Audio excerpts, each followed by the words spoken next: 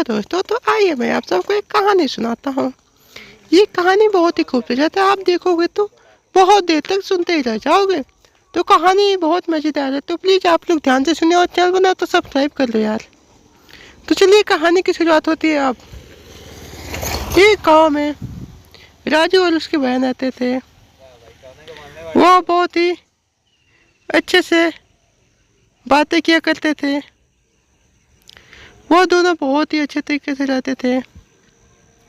एक दिन राजू की बहन बोली कि अरे भाई, तू कहीं बाहर जा, वहाँ से कुछ कमा कर ला। ऐसे घर रहने से हम लोग का पेट नहीं भरता और मैं आगे पढ़ना भी चाहती हूँ।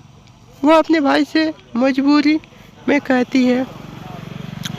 फिर उसका भाई बस मुँह ताकता सोचता रहता है, काश मेरे पापा होते तो ये सब दिन देखना नहीं पड़ता।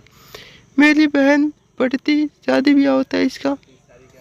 इसके बहुत दुख में था वो कुछ कह नहीं पाता था।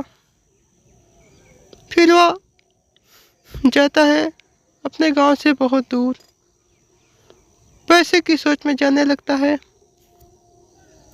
जाते जाते वो बहुत दूर निकल जाता है। जाने के बाद वो रास्ते में उसे एक चुड़ैल मिलती है। वो बोलती है, बालक तू कहाँ जा रहा है?